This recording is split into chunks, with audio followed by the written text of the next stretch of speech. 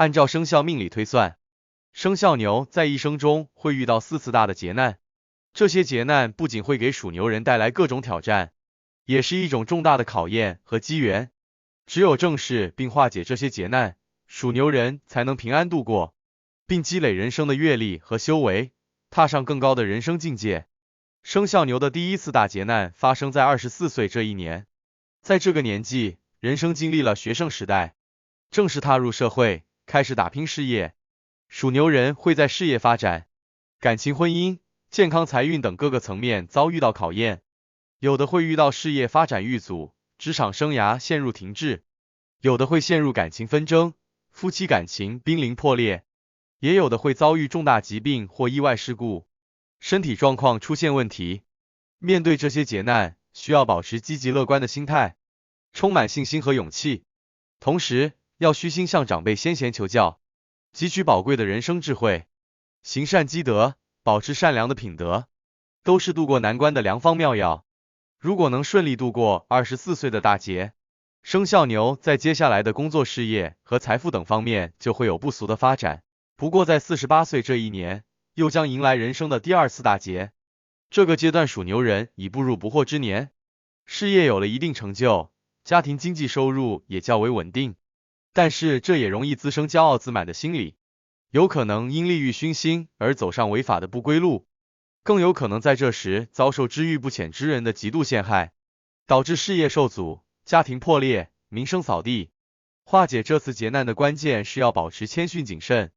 远离贪婪享乐，多结交正直之人，做好事不留痕迹，低调行事为上，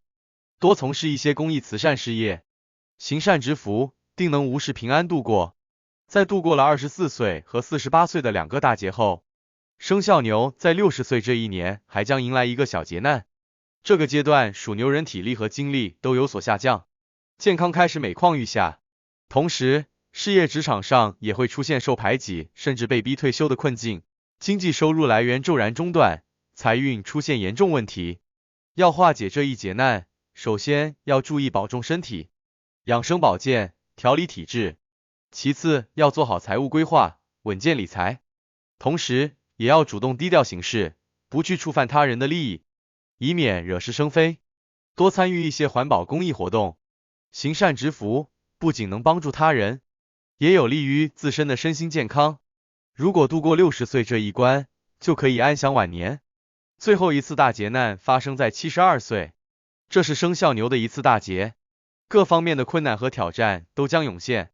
财富、家庭和健康等都可能出现重大危机。要度过这最后一劫，就需要有大智大勇。